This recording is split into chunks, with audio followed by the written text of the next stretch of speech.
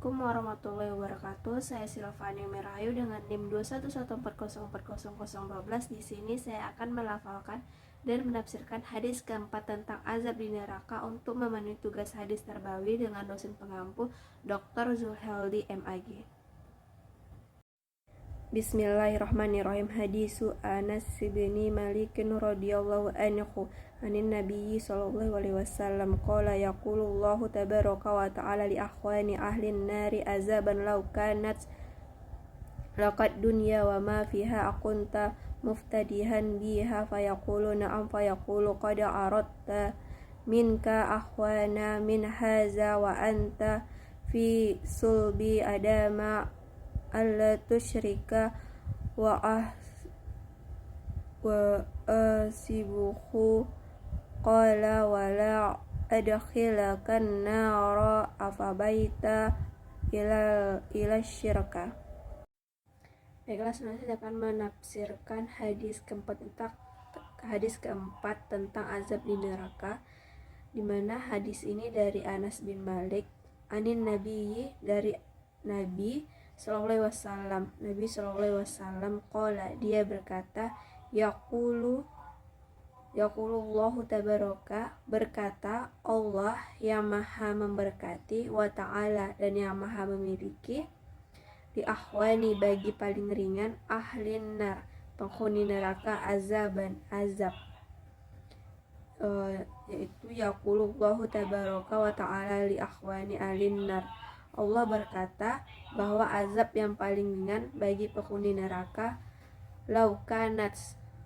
jikalau kanats ada, laka, bagi engkau, dunia, wa mafiha, dan apa padanya, akunta, apakah ada engkau, muftadian, menukar, biha, dengannya, fayaqulu, maka dia berkata, na'am, iya, fayaqulu, maka Allah berkata, qad tu sungguh, aradtu tu aku menginginkan, minka, dari engkau, ahwana, lebih ringan, min, dari, hadza, ini, wa anta, dan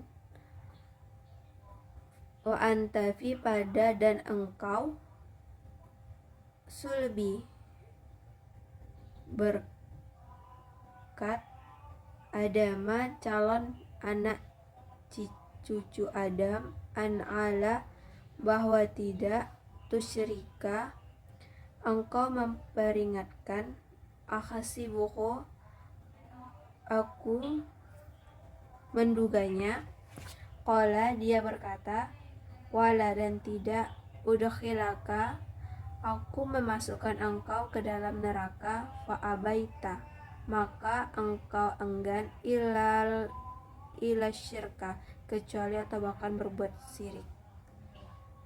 Dimana hadis ini maksudnya adalah Allah nanti di akhirat akan bertanya kepada orang yang masuk neraka yang paling ringan azabnya. Jadi kira-kira orang ini adalah penghuni neraka yang paling beruntung, dimana ia mendapatkan azab yang paling ringan. Yaqulullahu tabaraka wa ta'ala, Allah akan berkata, di akhwani ahlin nari azaban, kepada orang yang paling ringan di antara ahli neraka itu azabnya.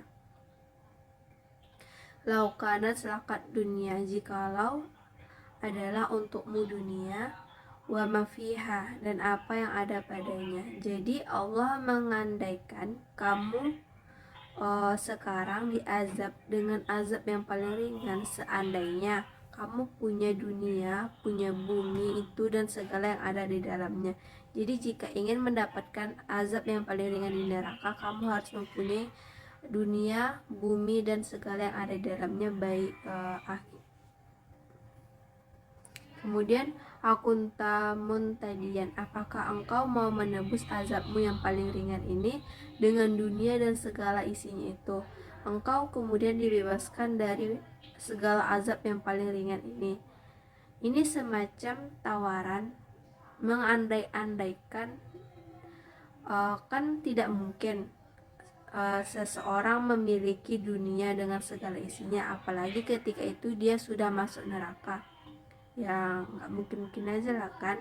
Jadi yang tidak mungkin lagi kembali ke dunia, tapi percakapannya ini Allah gambarkan kepada kita untuk mengajari kita bahwa azab neraka itu tidaklah ringan dibandingkan dengan dunia dan segala isinya.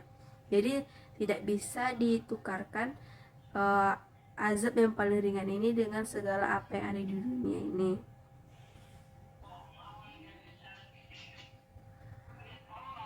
Fayaqulu na'am, maka dia berkata na'am, yaitu mau. Jadi andai aku punya dunia dengan segala isinya, dia mau merelakan bumi dan dikembalikan kepada Allah agar dia dibebaskan dari azab yang paling ringan ini. Fayaqulu qad aradtu minka ahwana min hadza, sebenarnya aku dulu sudah mengingatkan dirimu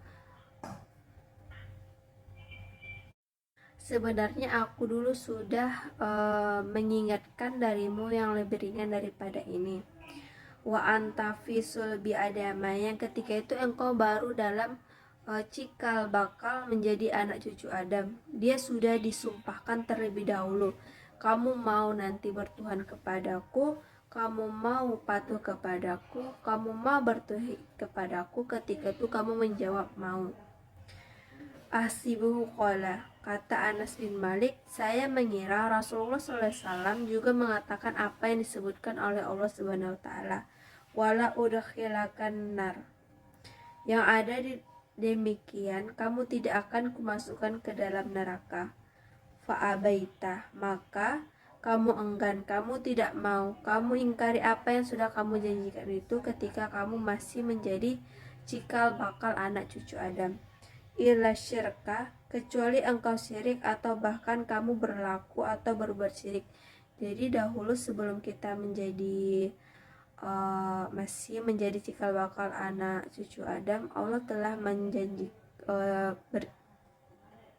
mengatakan apa yang harus kamu lakukan di dunia, dimana kamu harus patuh kepada Allah, kamu bertauhid kepadanya, dan engkau juga mau, dan kamu juga menjawab mau.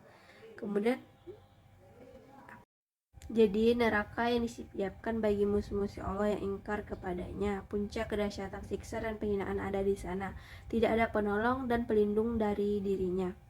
Tidak ada yang kuat menahan pedihnya siksa walaupun yang paling ringannya. Disebutkan dalam Sahihain dari hadis Nu'man bin Bashir radhiyallahu anhu, ia berkata, aku mendengar Rasulullah SAW bersabda, sesungguhnya penghuni neraka yang paling ringan siksanya adalah seseorang diletakkan 2 buah bara api di bawah telapak kakinya seketika otaknya mendidih. Muttafaq alaih, sebagian tambahan dari Al-Bukhari, sebagaimana mendidihnya kuali dalam periuk. Imam Muslim meriwayatkan dari hadis Abu Sa'id Al-Khudri radhiyallahu anhu, Rasulullah SAW bersabda, sesungguhnya penghuni neraka yang paling ringan siksanya ia memakai 2 sandal dari neraka. Seketika itu mendidih otaknya disebabkan panasnya 2 sandalnya itu. Kemudian dalam hadis lain, sesungguhnya penghuni neraka yang paling ringan siksanya adalah seseorang yang memiliki 2 sandal dan 2 tali sandal dari api neraka. Seketika otaknya mendidih karena panasnya sandal tersebut sebagaimana kuali mendidih. Orang tersebut merasa bahwa tak ada seorang pun yang siksanya lebih pedih daripadanya, padahal siksanya adalah yang paling ringan di antara mereka. Dalam hadis Ibnu Abbas radhiyallahu anhuma, siksa ini ditimpakan kepada Abu Thalib, pamannya Nabi Muhammad SAW, yang mendapat syafaat dari keponakannya sehingga diringankan siksanya. Itu hadis riwayat Muslim. Penduduk neraka paling ringan siksanya adalah Abu Thalib. Dia memakai 2 sandal dari neraka seketika mendidih otaknya. Namun perlu diingat bahwa orang disiksa dengan siksa paling ringan atau diringankan siksa yang di akhirat sampai pada siksa yang paling ringan, ia tidak merasakan pengaruh dari keringanan tersebut, seolah-olah keringanan itu tak berguna bagi dirinya. Hal ini dikuatkan dengan ucapan, orang tersebut merasa bahwa tak ada seorang pun yang siksanya lebih pedih daripadanya. Hadis riwayat Muslim. Padahal siksa yang didapatkan adalah seringan-seringannya siksa di neraka. Ini menunjukkan sedikit atau seringan-ringannya siksa neraka jahanam tidak mampu ditanggung oleh gunung. apalagi manusia. Beratnya siksa yang ditanggungnya sampai ia tak merasa telah diringankan. Jadi pelajaran bagi kita, jika seorang hamba bertambah pengetahuannya terhadap neraka, pasti mengingat rasa takutnya terhadap neraka. Jika rasa takut ini meningkat, maka harus bertambah kesalehan dan perhatiannya terhadap waktunya. Karena kerugian di akhirat adalah sebesar-besarnya kerugian sehingga ia menangis sampai air matanya menggenang laksananya sungai. Sesungguhnya penduduk neraka akan menangis sehingga seandainya kapal berlayar di atas air matanya, maka ia akan berjalan. Mereka menangis darah sebagai pengganti air mata. Hadis riwayat Al-Hakim, beliau berkata, Sahihul Isnad, penyesalan di akhirat adalah penyesalan yang tiada tara. Sampai-sampai digambarkan mereka menggigit tangannya sendiri sebagai bentuk penyesalan dan kerugian. Berangan-angan kalau saja ia dikembalikan lagi ke dunia, maka ia akan menjadi orang yang beriman. Namun penyesalan itu tidak ada lagi gunanya. Dalam Quran surah Al-Furqan ayat 27, dan ingatlah hari ketika itu orang alim menggigit dua tangannya seraya berkata, aduhai kiranya dulu aku mengambil jalan bersama-sama Rasul. Kemudian dalam Quran surah Al-An'am ayat 27, dan jika kamu Muhammad melihat ketika mereka dihadapkan ke neraka, lalu mereka berkata, kiranya kami dikembalikan ke dunia dan tidak mendustakan ayat-ayat Tuhan kami, serta kami akan menjadi orang-orang yang beriman. Kemudian ada ayat-ayat lain yang menggambarkan penyesalan mereka dan harapan dikembalikan ke dunia supaya beramal soleh dan meninggalkan kekafiran, kemaksiatan yang masih banyak lagi. Karenanya saat masih ada kesempatan, mari kita manfaatkan hidup ini untuk beriman dan bertakwa yang sesungguhnya, yaitu memperkaya diri dengan amal-amal yang soleh. Di mana kaitan hadis ini dengan pendidikan? Hadis ini bicara tentang materi pendidikan, yaitu pendidikan akidah, khususnya percaya kepada hari akhirat, tentang neraka, tentang azabnya neraka. Penjelasannya tentang pendidikan ini agar peserta didik, agar orang yang dijelaskan kepadanya hadis ini paham, sadar bahwasanya azab di neraka itu ada dan menyakitkan, dimana yang paling ringan saja jauh lebih berharga kebebasan dari yang paling ringan dibandingkan dengan dengan segala isinya. Hadis ini mengajarkan tentang metode menjelaskan sesuatu, bagaimana menerangkan sesuatu dengan metode tamsil, yaitu perumpamaan. Di situ Allah ingin menjelaskan tentang betapa beratnya, kerasnya azab di neraka dengan jalan membandingkan kebebasan dari azab neraka yang paling ringan itu dengan yaitu dengan kemegahan yang didapatkan seseorang karena memiliki dunia dan segala isinya. Jadi jika ingin mendapatkan azab neraka yang paling ringan, harus menukarkan dengan dunia baik di luar dan segala isinya. Mungkin saya bisa sampaikan. Wassalamualaikum warahmatullahi wabarakatuh.